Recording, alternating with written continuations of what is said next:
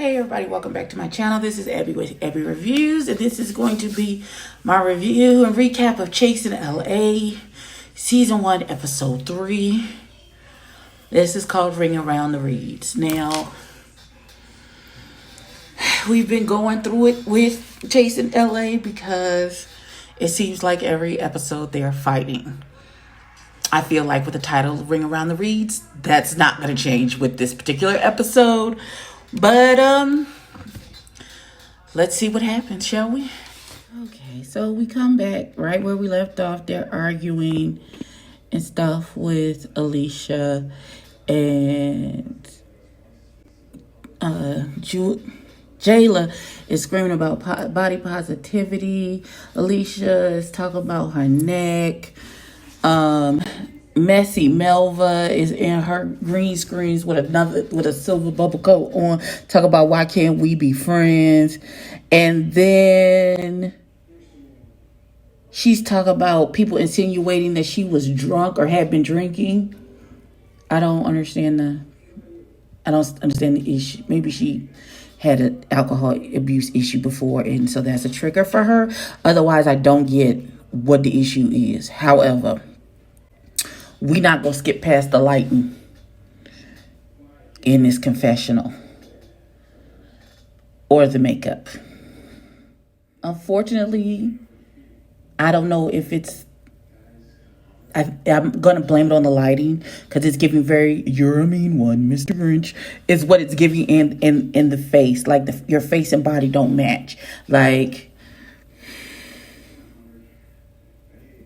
Like this is very homophobic and transphobic, this lighting. This is so very unflattering towards this young lady. Oh my God. How y'all in LA, the land of performative appearance, and y'all can't get these confessionals so these people look right? Like, what is happening? Oh, Jesus. Okay, boss. Because that was confusing. So, give me a second. They're in the parking lot. Messy Melva and Alicia have a conversation. It doesn't seem to end off well. I think Messy was trying to, smooth it over with her and asked her if she wanted to come to dinner. She was like, no, I'm not going to break bread with people I don't get down with. I came to the class. I had fun at the class. But as for sitting down for a meal, that's not going to happen. And they talk about, I thought this was over being kings and queens. And she was like, no, it's about them insinuating that I was drinking. And that's why I insinuated about them snorting coke. And I'm still confused as to what Alicia's issue really is, because it's not made clear. Now, they did have a conversation with everyone else. Hershey, Bondage Catwoman, Hershey, Quad the Poet, Messy Melva, Jayla, and Bondage Catwoman. And then all of a sudden they're asking about where is Fran? Why wasn't Fran here? Bondage Catwoman is talking about isn't Fran supposed to be a model, and how many followers she has on Instagram, and he's like 388. I don't know. Okay. And then this group seems very mean and very catty. Jayla says that she doesn't go for misgendering anyone at all, and that she stood up for Alicia when they tried to misgender her. And Bondage Catwoman tried to give Alicia a whole lot, talking about she's big-bodied and she's very tall and her hands is wide and her feet is wide. Doesn't matter. Doesn't matter. If she identifies as a woman, then she's a woman. Point blank period. And all the while they have a conversation, and then out of nowhere, a bottle of tequila appears, and then Jayla is pouring liquor down people's throats. I don't understand. Baby, this don't make no damn sense. Not even a little bit. But I guess we'll keep going. We'll see what happens. Baby, you are definitely better than me, because I'd have been, I just got out of jail, but snatching a nigga in my closet. So I waited until the end of the scene so I could get it all together, and that was a lot. So Andre goes to a showroom for Adolfo Sanchez. He was on the next. He was next in fashion. I believe I saw the show. The name sounds very familiar, but he's in this showroom, all these gorgeous gowns and all these beautiful clothes and things. He invites Fran, and they sit down and have a conversation. Fran is really going through. His mom is in and out of the hospital. Apparently, he has an open relationship with his boyfriend, but when he says open, he doesn't mean bring niggas to my house open, not without my permission. So he came home and found a nigga in his closet, hiding in the Fran baby would have been like, yeah, they just bonded me out. I just can't, because I had to kill a nigga that was hiding in my closet. Like, I don't, what? Using your fucking girl. So he's really going through, and so they're having a lovely conversation. And in walks, Andre has invited Fly King on. Now, I saw his Meet the Cast, and I got a good impression of Mr. Fly King I. However, he gave a little freestyle. It was a little womp womp. But okay, we okay. I'm assuming you do better when you're like in the heat of battle because you're a battle rapper or you've written them down. I don't know, but So then Andre and Fran give him the rundown, and they read everybody pretty much in the group except for Hershey and D. Hawkins. Well, at least we didn't hear what they had to say about those two people. But they give a fever to Alicia, to Jayla, and of course to King Payne. All while sitting and chit-chatting in this showroom. It was a lot. I still am not sure the full the timeline of what's going on or why everybody is still upset. I'm trying to hang in there and see if we can get it together, but we shall see.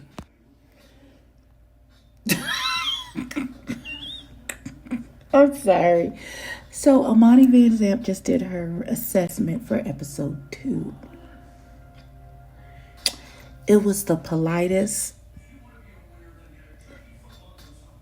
this show ain't shit I've ever seen in my entire life. She was very much, I talked to Q, and I know he was trying to focus on the cast, and he didn't think it was going to go this way. Amani said, one of two, none of this shit makes any sense. Now, I know I have been saying that this doesn't make any sense, but now that it's being echoed, like I'm not crazy, thank you for the validation. None of this makes any sense. You've known each other for 45 seconds. Why are you sniping at each other like this? Sniping at each other to the fact where y'all about to jump across the table at each other. Y'all don't even know each other.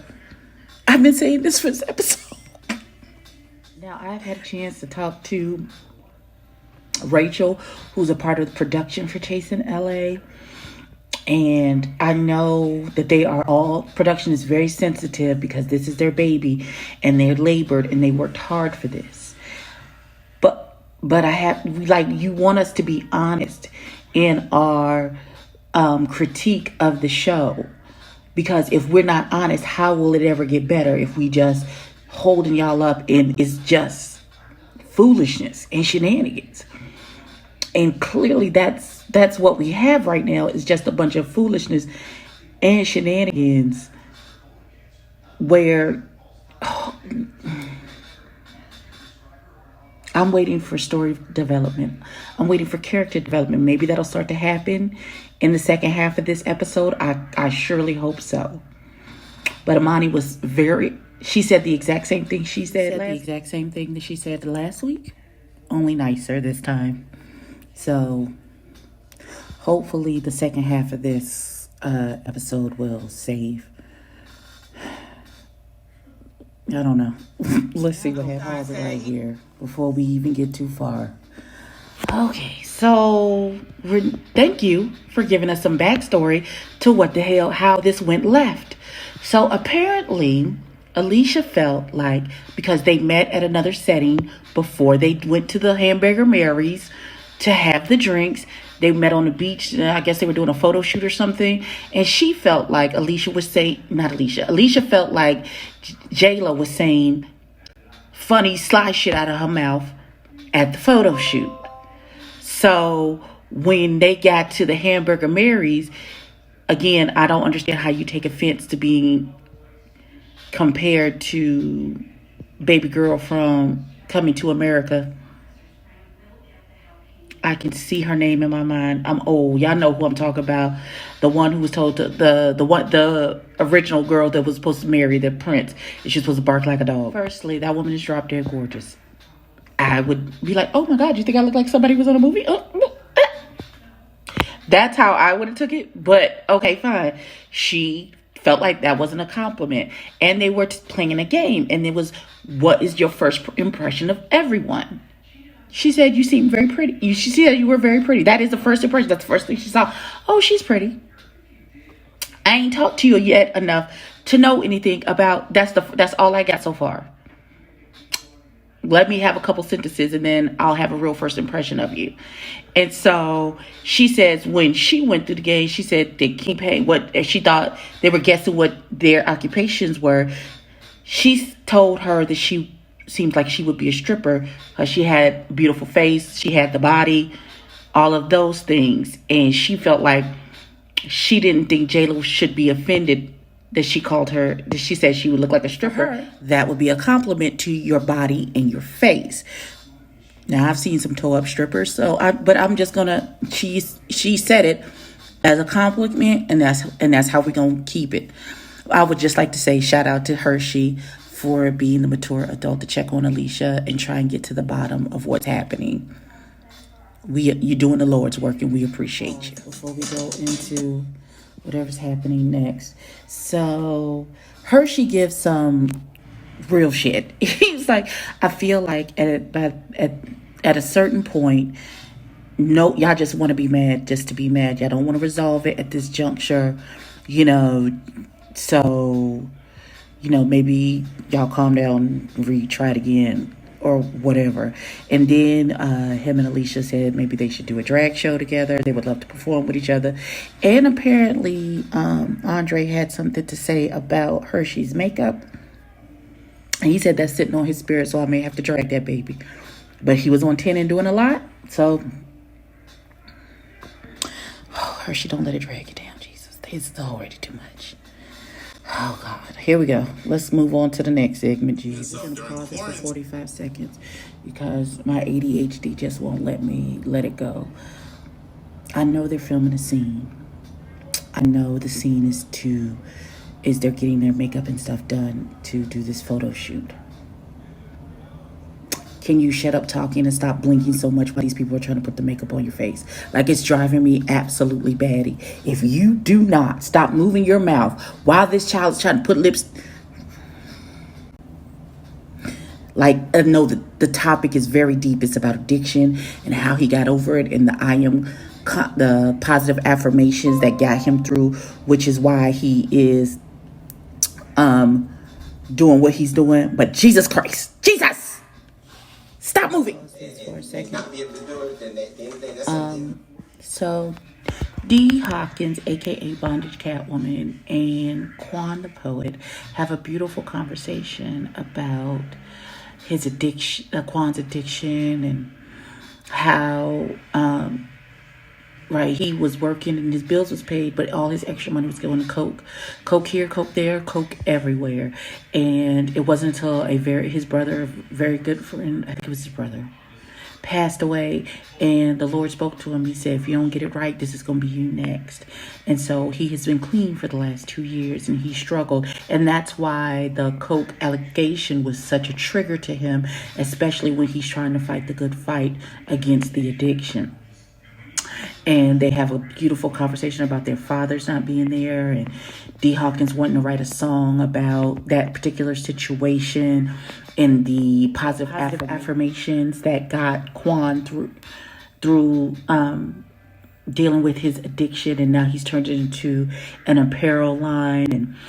And Dee Hawkins says that what he wants to do is get the group together, and there's these stairs and he wants to go hiking with the group, and he's like, he wants them to write down 2 scenarios that they said that they want to overcome or they have overcome, and they'll be considered weights. And he said they can put it in their pocket, put it in their shoe, and get to the top of the stairs. And when they overcome the stairs, then they can release those weights because they've overcome that as well, which is absolutely beautiful.